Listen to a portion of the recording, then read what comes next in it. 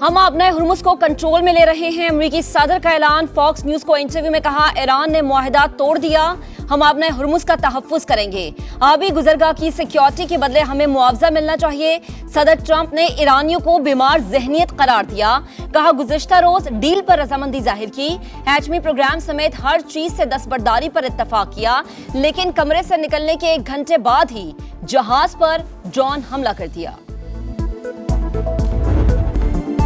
امریکہ نے اسلام آباد میمورنڈم کی کھلی خلاف ورزی کی، کوئی شک نہیں معاہدہ ختم ہو گیا۔ ترجمان ایرانی وزارت خارجہ اسماعیل بقائی نے واضح کر دیا، کہا امریکہ کے خلاف کارروائیاں حق دفاع کے تحت کی۔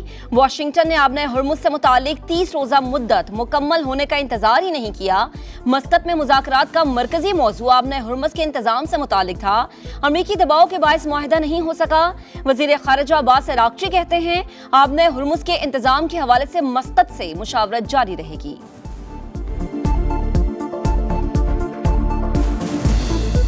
آبنۂ ہرمز میں برتری کی جنگ، ایران پر امریکی حملوں سے خطہ لرز اٹھا۔ بندر عباس، سیرک اور جزیرہ قیشم میں دھماکے، خوزستان، جاسک، بوشہر اور ماہر شہر میں بارود کی برسات۔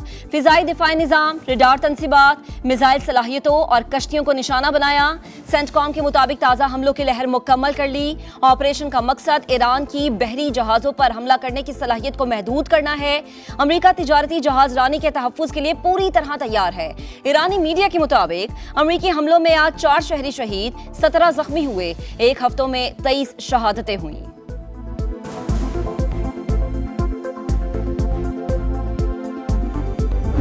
ایران نے حساب چکا دیا، خطے میں امریکی تنصیبات نشانہ۔ بحرین میں شیخ عیسیٰ ایئر بیس کو نشانہ بنانے کا دعویٰ۔ کویت میں موجود امریکی فوجی اڈوں پر بھی میزائل داغ دیے۔ اردن کے پرنس حسن ایئر بیس پر ایندھن کے ٹینکس اور اسلحہ گوداموں کو اڑا دیا۔ ترجمان پاسداران انقلاب کا ایک بار پھر آبنۂ ہرمز بند کرنے کا بیان، کہا امریکی مداخلت کا خاتمہ ہی آبی گزرگاہ دوبارہ کھولنے کا واحد راستہ ہے، دشمن کو سخت جواب دیا جائے گا۔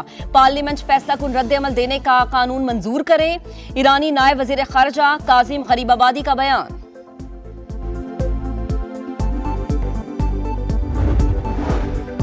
آبنۂ ہرمز میں آزاد اور محفوظ آمدورفت کی بحالی تمام ممالک کے مفاد میں، کشیدگی بڑھانے سے گریز کیا جائے، معاملات کو بات چیت کے ذریعے حل کیا جانا چاہیے، چینی وزارت خارجہ کا بیان۔ سعودی وزیر خارجہ شہزادہ فیصل بن فرحان کے علاقائی ممالک سے رابطے تیز، قطر، عمان، بحرین اور اردن کے وزراء خارجہ کو فون، علاقائی سلامتی استحکام کے لیے کوششیں جاری رکھنے پر زور دیا۔ برطانیہ، فرانس اور جرمنی کی آبنۂ ہرمز میں جہازوں اور خلیجی ممالک پر حملوں کی مذمت، بحری آمدورفت فوری بحال کرنے کا مطالبہ۔ برطانیہ نے ایرانی پاسداران انقلاب کو باضابطہ طور پر دہشت گرد تنظیم قرار دے دیا۔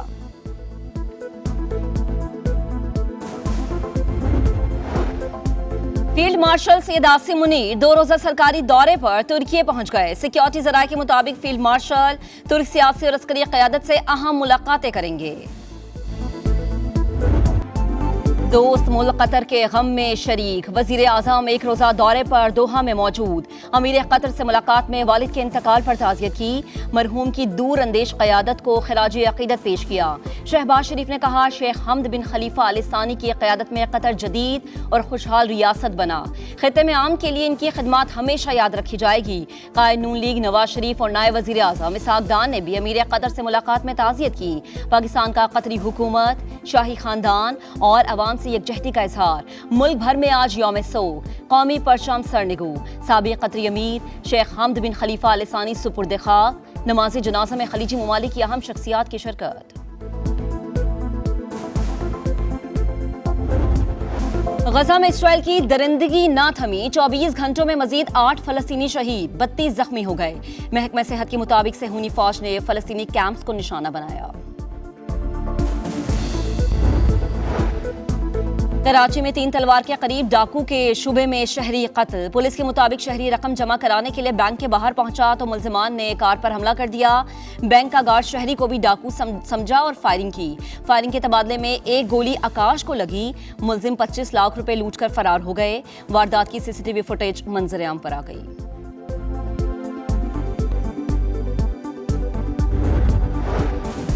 کراچی میں رواں سال کی سب سے بڑی ڈکیتی، گڈاب سٹی میں 8 کروڑ سے زائد کی واردات، 8 ملزمان کے اہل خانہ کو یرغمال بنا کر 3 گھنٹے تک لوٹ مار، گھر سے 175 تولے سونا اور 300 تولے چاندی لے اڑے، لیپ ٹاپ، گھڑیاں اور بچوں کا سامان تک لے گئے، پولیس کی تحقیقات جاری۔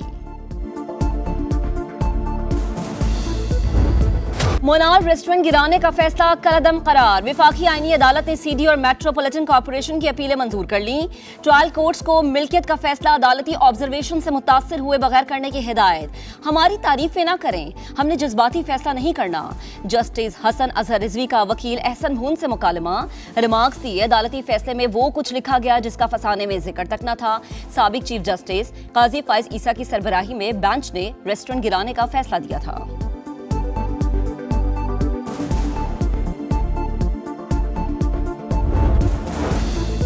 وفاقی آئینی عدالت کا ایک اور بڑا فیصلہ، نئی گاج ڈیم کی تعمیر مکمل ہونے تک عدالتی مداخلت روک دی، ہائی کورٹ کے فیصلے اور احکامات کالعدم قرار، تعمیر کے معاہدے میں طے طریقہ کار کے مطابق تنازعات حل کرنے کا حکم دیا۔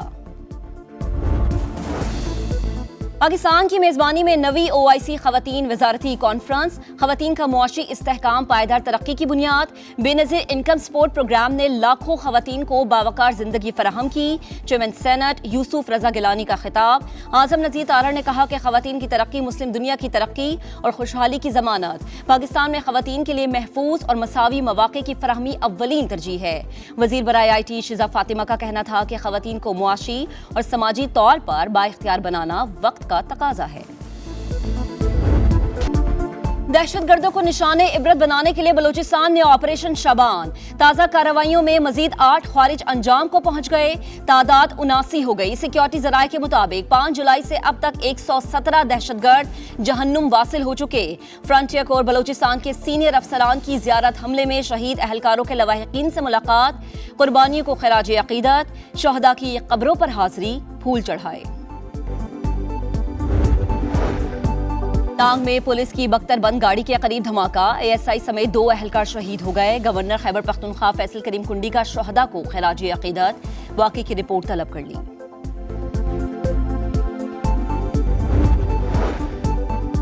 کراچی کے ولیکا اسپتال میں پھیلتا HIV، وزیر اعلیٰ سندھ مراد علی شاہ نے زیرو ٹالرنس پالیسی کا اعلان کر دیا، متاثرہ بچوں کے بلا تعطل علاج، طویل مدتی بحالی یقینی بنانے کی ہدایت کر دی، متاثرین کی فلاح اور بحالی کے لیے 2 ارب روپے کا انڈومنٹ فنڈ قائم، کہا صحت کی سہولیات کی فراہمی میں غفلت برداشت نہیں کی جائے گی۔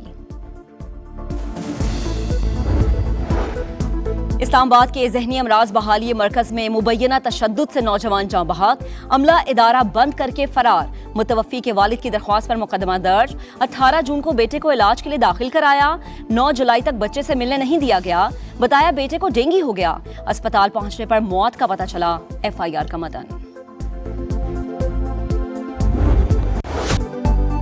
گلگت بلتستان کے ضلع دیامیر میں طوفانی بارش اور بکھرے ریلوں نے تباہی مچا دی، تھوڑ، نیاٹ، کمبری اور دارویل میں رابطہ سڑکیں متاثر، بجلی کا نظام درہم برہم، فصلیں اور باغات تباہ، شاہراہ قراقرم پر گونر فارم کے قریب ٹریفک بحال کر دی گئی، ترجمان NHA کے مطابق مٹی کے تودے گرنے سے بند ہونے والی شاہراہ قراقرم کو کھول دیا گیا ہے۔ سمندری طوفان باوی سے چین میں تباہی، سڑکیں پانی پانی، صبح ہیبے میں گاڑیاں تنکوں کی طرح بہنے لگیں، حکام کے مطابق 28 لاکھ افراد محفوظ مقامات پر منتقل، متاثرین کے لیے ریلیف کیمپ قائم کر دیا گیا۔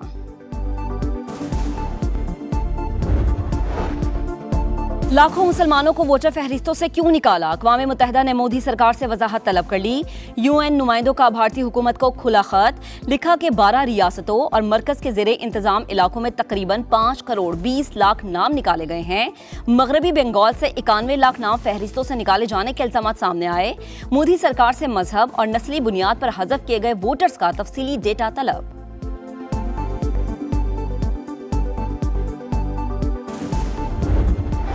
ایک آذان 22 شہادتیں، 13 جولائی 1931 کو سری نگر میں ظلم کی داستان رقم، ڈوگرا راج کے خلاف مسلمانوں کے علم بغاوت بلند کرنے کی یاد، پاکستان سمیت دنیا بھر میں آج یوم شہدائے کشمیر منایا جا رہا ہے، مودی سرکار بھی ڈوگرا راج کے نقش قدم پر، مقبوضہ وادی میں ظلم و ستم کا سلسلہ آج بھی جاری ہے۔